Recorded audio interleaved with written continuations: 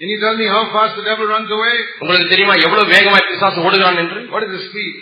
பிசாசு எவ்வளவு வேகத்திலே ஓடுகிறான்? Any of your cars you can drive 100 kilometers an hour. உங்களுக்கு car வைத்திருக்கிறவர்கள் மணிக்கு 100 கிலோமீட்டர் வேகத்திலே நீங்கள் ஓட்டலாம். Planes go about 1000 kilometers an hour. விமானங்கள் மணிக்கு 1000 கிலோமீட்டர் வேகத்திலே ஓடுகிறது. You know the speed of the devil? சாத்தானுடைய வேகம் எவ்வளவு தெரியுமா? 300,000 kilometers an hour, 3 lakhs kilometers in a second. ஒரு வினாடியிலே 3 லட்சம் கிலோமீட்டர் ஓடி விடுவான். In 1 second. ஒரு வினாடியிலே. That's written in the Bible. வேதத்தில் எழுதப்பட்டிருக்கிறது. Have you found it? அதை கண்டுபிடித்தீங்களா? It's in Luke chapter 10. லூக்கா 10ஆம் அதிகாரம் Verse 18. 18ஆம் வசனம். Jesus said, இயேசு சொன்னார், I saw Satan fall from heaven like lightning. வானத்திலிருந்து மின்னலை போல சாத்தான் விழுகிறதை நான் பார்த்தேன், கண்டேன். Have you seen lightning, how fast it comes from sky to the earth? மின்னல் வானத்திலிருந்து பூமிக்கு எவ்வளவு வேகத்திலே வருகிறது என்று உங்களுக்கு தெரியுமா? The scientists have calculated it. விஞ்ஞானிகள் அதை கணக்கெடுத்திருக்கிறார்கள். It's 3 lakh kilometers in 1 second. ஒரு வினாடி சொடக்க போடுகிற நேரத்திலே 3 லட்சம் கிலோமீட்டர் தூரம். The Satan moves at that speed. சாத்தான் அவ்வளவு வேகத்திலே ஓடுகிறான். At that speed. அவ்வளவு வேகமாய் விழுந்தான். And when I resist him in Jesus' name, இயேசுவின் நாமத்தினாலே நான் அவனை எதிர்க்கும் பொழுது goes away at that speed. அதே வேகத்திலே அவன் ஓடுகிறான். I'm not saying he won't come back again. மீண்டுமாய் திரும்பி வரமாட்டான் என்று உங்களுக்கு சொல்லவில்லை. He'll come back again. மீண்டுமாய் வருவான்.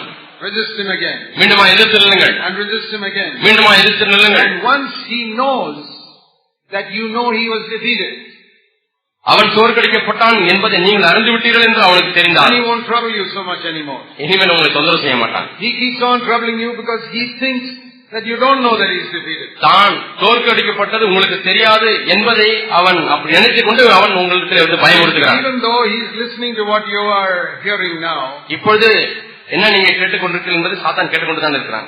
you know that the demons attend all the meetings. உங்களுக்கு தெரியுமா, நீங்க கூட சில கூட்டம் வராம இருக்காங்க, சாத்தான் எல்லா கூட்டத்துக்கும் வந்து விடுகிறான். Whether it's raining or sunshine, you may miss the meeting, but he won't miss the meeting. மழை வந்தா அல்லது வெயில் வந்தா சரி இந்த கூட்டத்துக்கு போக வேண்டாம் என்று நீங்க இருந்து விடுவீர்கள். சாத்தான் அவன் மிஸ் பண்ண மாட்டான். Because he wants to deceive somebody in that meeting. ஏனென்றால் அந்த கூட்டத்தில் இருக்கக்கூடிய யாராச்சும் கொஞ்சம் பேரை ஏமாத்திடலாம், வஞ்சித்து விடலாம் என்று பார்க்கிறான். He is listening to what I am saying. ஆகவே இப்பொழுது நான் சொல்லுகிறதை அவன் கேட்டுக்கொண்டிருக்கிறான்.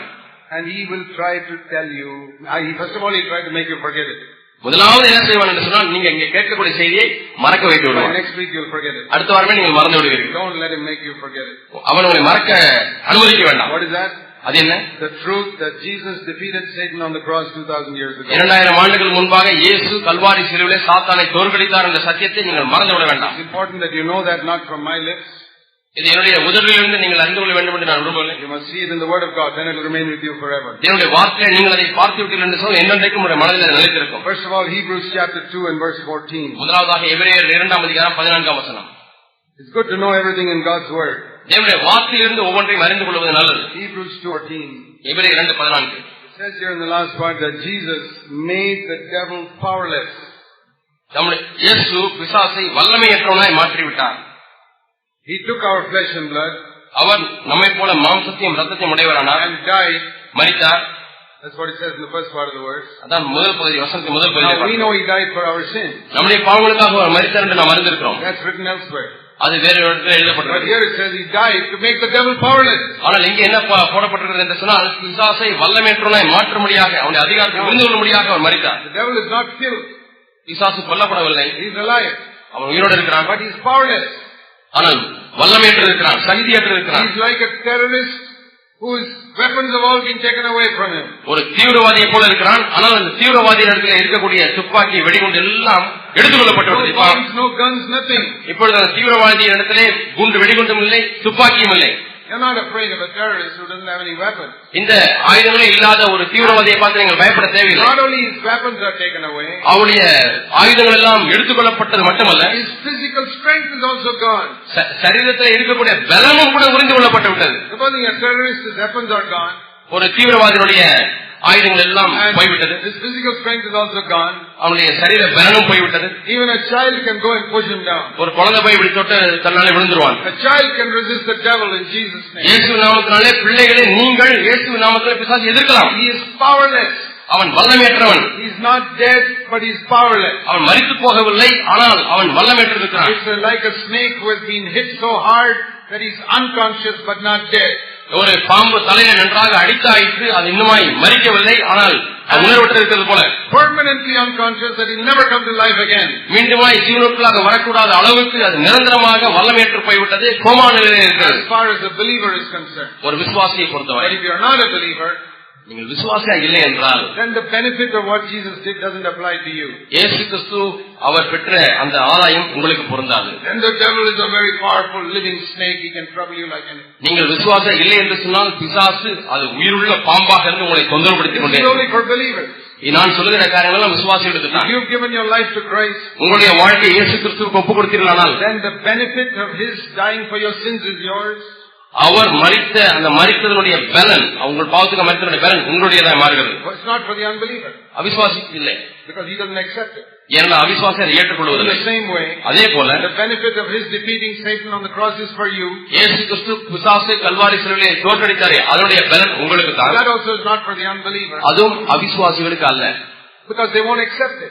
ஏனென்றால் அவர்கள் இயேசு கிறிஸ்துவை அதை ஏற்றுக்கொள்வதில்லை. You got to accept Christ into your life. இயேசு கிறிஸ்துவை உங்களுடைய வாழ்க்கையில் ஏற்றுக்கொள்ள வேண்டும். He's the only one who defeated Satan. அவர் ஒருவர் மட்டுமே பிசாசை தோற்கடித்தார். And only if he's living in your heart you can resist Jesus. அவர் உங்களுடைய உள்ளத்திலே வாசம் பண்ணினால் மட்டுமே நீங்கள் பிசாசை எதிர்க்க முடியும். In Jesus name. இயேசுவின் நாமத்தினாலே. So that's the first verse. அதுதான் முதல் வசனம். Here's another verse. இன்னொரு வசனம் in Colossians 2 verse 14 and 15. கொலோசியர் புத்தகம் 2ஆம் அதிகாரம் 14-15 வசனம். It says the two things Jesus did for us on the cross. இயேசு இரண்டு காரியங்களை நமக்காக சிலுவையிலே செய்தார். First of all, verse 14, he cancelled out all the certificate of debt consisting of decrees against us which was hostile to us. 14ஆம் வசனத்திலே பார்க்கிறோம், நமக்கு எதிரடியாக கட்டளைகளால் நமக்கு விரோதமாக இருந்த கையெழுத்தை அவர் குலைத்து நடுவிலாத இராதபடிக்கு எடுத்து போட்டார். It's here in the English, it says a certificate of debt. ஆங்கிலத்திலே கடன் பத்திரம், அதை எடுத்து கிழித்து போட்டு விட்டார் என்று பார்க்கிறோம். Do you know that you got a certificate of debt to God? தேவனுக்கென்று நீங்கள் ஒரு கடன் பத்திரத்தை வைத்திருக்கிறீர்கள் என்று உங்களுக்கு தெரியுமா? See, it's like if you borrow money from somebody. யாராவது ஒரு இடத்துல பணத்தை கடனாக வாங்குறீங்க. Every time you take the money you sign, I borrowed 1000 rupees. ஒவ்வொரு முறையும் வட்டிக்கு கடன் வாங்கும் பொழுது நான் 1000 ரூபாய் இப்பொழுது கடன் வாங்கியிருக்கேன் பத்திரத்தில் கையெழுத்து போட வேண்டும். Then another time I borrowed 100,000 rupees. அடுத்த முறை கடன் வாங்கும் பொழுது 1 லட்சம் ரூபாய் கடன் வாங்கினேன், அதற்கு ஒரு கையெழுத்து.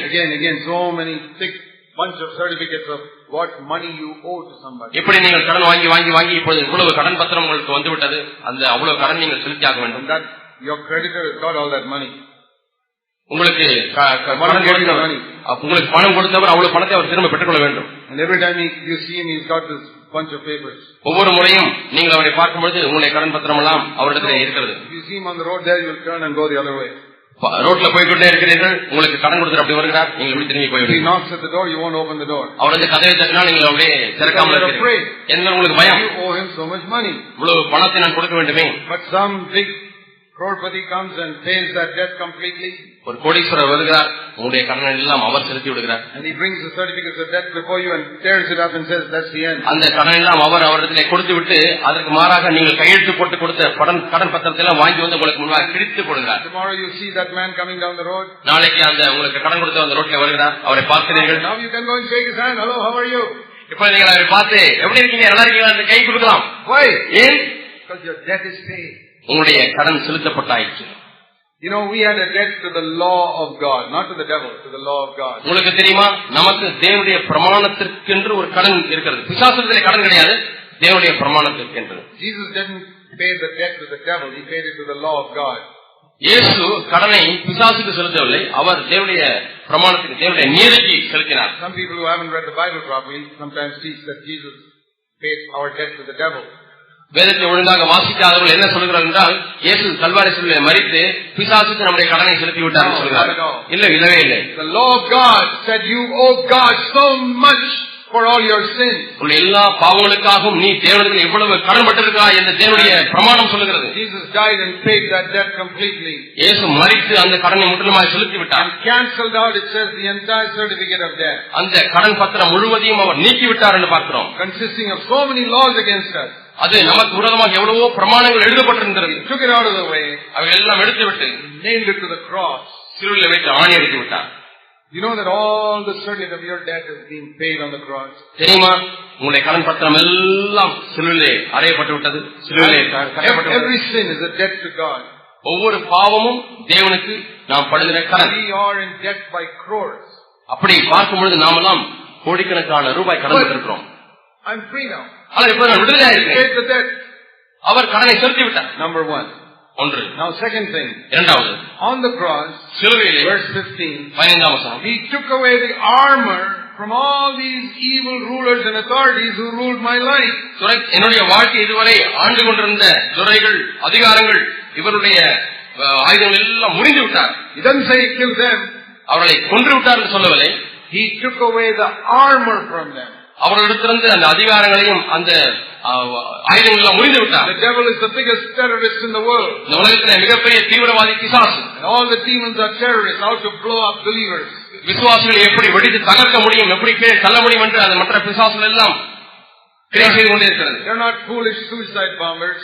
அவைகள் எல்லாம் புத்தியீனமான தற்கொலை படை தீவிரவாதிகள் அல்ல. Suicide bombers are foolish, they blow themselves up also. தற்கொலை படை தீவிரவாதிகள் எவ்வளவு புத்தியினர், அவர்கள் மற்றவர்களை கொன்றுவிட்டு தாங்களும் செத்து விடுகிறார்கள். But no demon does that. எந்த ஒரு பிசாசும் அப்படி He செய்வதில்லை. only throws a bomb at you, he won't die himself. அவன் குண்டை உங்கள் மீது எரிந்து உங்களை கொல்லுவான ஒழிய தான் சாக மாட்டான். But the devil is, God's taken away all the bombs, all the machine guns, everything. ஆனால் இப்பொழுது பிசாசினிடத்தில் இருந்ததான எல்லா துப்பாக்கிகள், என்ன எந்திர துப்பாக்கிகள் எல்லாவற்றையும், AK-47 எல்லாவற்றையும் He's taken away their physical ability also. அதே சமயத்திலே அவர் சரீர பலனையும் எடுத்து விட்டார். They are like limp and paralyzed terrorists who got no weapons. இப்பொழுது ஆயுதங்களே இல்லாத அதே சமயத்தில் நொண்டி நடக்கக்கூடிய வாதம் வந்தவர்களை போல பிசாசுகள் இருக்கிறது. You don't have to be afraid of demons. பிசாசை பார்த்து பயப்படணுமா நீங்க? They can try to frighten you. அவர்கள் உங்களை பயமுறுத்துவதற்கு பிசாசுகள் முயற்சிக்கலாம். I remember once seeing a demon-possessed person. ஒரு முறை நான் பிசாசு பிடிச்ச ஒருத்தனை பார்த்தேன். They asked me to pray for. அந்த பிசாசு பிடித்த ஆளுக்காக ஜெபிக்க சொன்னாங்க. The person was so fierce. பயங்கரமா என்னை வந்து பயமுறுத்த பார்த்தான். So, no, initially when you see that, we are all human. Suddenly when we get a jolt. ஆரம்பத்துல பார்த்தோம் திடீர்னு ஒரு அதிர்ச்சி ஆயிடும். It's like you suddenly மனுஷனா இருக்கிறதுனால திடீர்னு பார்த்தா, you suddenly see a cobra coming under from your chair, you'll get a jolt. It's like that. சேர்ல திடீர்னு நான் பாம்பு வந்துச்சுன்னா எப்படி இருக்கும் உங்களுக்கு? So then I said to myself, அப்போ நான் என்னை பார்த்து சொன்னேன், was this a demon that escaped from the cross of Calvary or was it defeated there? இந்த பிசாசு கல்வாரி சிலுவை தப்பிச்சிருச்சா அல்லது அங்கே தோற்கடிக்கப்பட்டதா என்று கேட்டேன். I said definitely every demon is defeated there. கண்டிப்பாக எல்லா பிசாசுகளும் சிலுவையில் தோற்கடிக்கப்பட்டு விட்டது என்று சொன்னேன். I said that just to get a little boldness for myself. எனக்கென்று கொஞ்சம் தைரியத்தை வளர்த்துக் கொள்ள முடியாது அப்படின்னு நான் சொன்னேன். And some faith. எனக்கு கொஞ்சம் விசுவாசம் இங்கே வர முடியாது. அதுக்கு பிறகு சொன்னேன், you were defeated on the cross. Get out in Jesus. நீ சிலுவையில் தோற்கடிக்கப்பட்டுவிட்டாய், புறப்பட்டு போய். You know, they try to bluff you by pretending that they've got power over you. நம்ம உங்கள் மீது வல்லமை இருக்கிறது போல நடிச்சு உங்களை பயமுறுத்த பார்க்கும். It's like if that creditor comes down the road. அந்த கடன் கொடுத்த ஆள் அவர் ரோட்ல வருகிறார். And he still pretends that you owe me so much money. இன்னும் நீங்க எனக்கு இவ்வளவு பணம் கொடுக்கணும் என்று சொல்லி அவர் பயமுறுத்துகிறார். Because he doesn't know that you already know that his debt has been paid. உங்களுடைய கடன் ஏற்கனவே இன்னொருவர் அவருக்கு செலுத்தி விட்டார் என்று நீங்கள் தெரிந்து கொள்ள, நீங்கள் அதை அறியவில்லை என்று பயமுறுத்துகிறார். Where is my money? ஏய் பணம் எங்கப்பா? Aha, here is the certificate, it's all paid. பாத்தியா, கடன் பத்திரம் என்கிட்ட வந்துச்சு, எல்லாம் கொடுக்கப்பட்டாயிற்று. I didn't know you know that, and he'll walk away. நைசா அவருடைய தெரியாத மாதிரி போய் விடுகிறார். We must face the devil like that. இதே போல நாமும் பிசாசை சந்திக்க வேண்டும். There's a great need for believers to be bold when the devil accuses them. பிசாசு விசுவாசிகளை குற்றப்படுத்தும் பொழுது விசுவாசிகளுக்கு பெரிய தைரியம் தேவைப்படுகிறது. When he reminds you of all your past sins. உங்களுடைய கடந்த கால பாவங்களை அவன் நினைவுறுத்தும் பொழுது, tell him the blood of Jesus has cleansed all my past sins. என்னுடைய எல்லா கடந்த கால பாவங்களையும் இயேசு கிறிஸ்துவின் ரத்தம் சுத்திகரித்து விட்டது என்று அவனுக்கு சொல்லுங்க. I'll tell you something more. அதை காட்டும் அதிகமாக உனக்கு சொல்லுகிறேன். You were also defeated on the cross. நீயும் சிலுவையில் தோற்கடிக்கப்பட்டாய் என்று எனக்கு தெரியும். I resist you in Jesus' name. இயேசுவின் நாமத்தினாலே உன்னை எதிர்க்கிறேன். Once you started resisting the devil yourself, நீங்களாகவே பிசாசை இப்படி எதிர்க்க ஆரம்பித்து விட்டால், மீண்டுமாய் நீங்கள் எதிர்க்க ஆரம்பித்து விட்டால், faith and boldness, உங்களுக்கு எவ்வளவோ தைரியமும் விசுவாசமும் கிடைக்கும். Now you can go and help other people who are oppressed. எந்த அளவுக்கு கிடைக்கும் என்று சொன்னால், இப்பொழுது சாத்தானால் நெருக்கப்பட்டிருக்கிற மக்களுக்கு நீங்கள் உதவி செய்ய முடியும். Like I am helping you to have faith. இப்பொழுது நீங்கள் விசுவாசம் கொள்ள முடியாது, நான் உங்களுக்கு உதவி செய்வது போல பிசாசை எதிர்ப்பதற்கு. There are so many believer friends of yours who never come to this meeting. இந்த கூட்டத்துக்கு வராத எத்தனையோ விசுவாசிய நண்பர்கள் உங்களுக்கு இருக்கிறார்கள். They will never hear me. ஒரு காலம் அவர்கள் நான் என்னுடைய செய்தியை கேட்க மாட்டார்கள். Who's going to tell them? அவர்களுக்கு யார் சொல்ல போவது? You. நீங்கள். You have to tell them. நீங்கள் அவர்களுக்கு சொல்ல வேண்டும். Because you yourself have become bold by resisting the devil so many times. சாத்தானை பல முறை எதிர்த்து நீங்களே இப்பொழுது தைரியசாலியாக மாறிவிட்டீர்கள். So the truth will set you free. ஆகவே சத்தியம் உங்களை விடுதலையாக்கும். The truth is that the devil was defeated on the cross. சத்தியம் என்னவென்றால் பிசாசு சிலுவையிலே தோற்கடிக்கப்பட்டான். And if you know it, you will be set free. நீங்கள் இதை அறிந்து விட்டீர்கள் என்று சொன்னால் நீங்கள் விடுதலையாக்கப்பட முடியும். Let's pray. நாம் ஜெபிப்போம். Heavenly Father, பரலோக பிதாவே, thank you for the privilege we have to follow Jesus. இயேசுவை பின்பற்றக்கூடிய சாக்கியத்துக்காக ஆண்டவரே உமக்கு நன்றி செலுத்துகிறோம். That the devil has no more power over any of us. ஆண்டவரே, எங்களிலே யார் மீதும் பிசாசுக்கு இனி வல்லமை அதிகாரம் கிடையாது.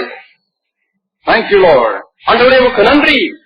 Satan was defeated on the cross 2000 years ago. 2000 ஆண்டுகளுக்கு முன்பாக பிசாசு சிலுவையிலே தோற்கடிக்கப்பட்டான். Satan, you have no power over us now. சாத்தானே, உனக்கு எங்கள் மீது வல்லமை இல்லை. We belong to Jesus Christ. நாங்கள் இயேசு கிறிஸ்துவுக்கு சொந்தமானவர்கள். Jesus Christ is our Lord. இயேசு கிறிஸ்துவே எங்கள் ஆண்டவர். And he defeated you, Satan, on the cross. சாத்தானே, சிலுவையிலே அவர் உன்னை தோற்கடித்தார். Thank you, Lord Jesus. ஆண்டவரே இயேசுவே உமக்கு நன்றி. We praise you, Father. பிதாவே உம்மை துதிக்கிறோம்.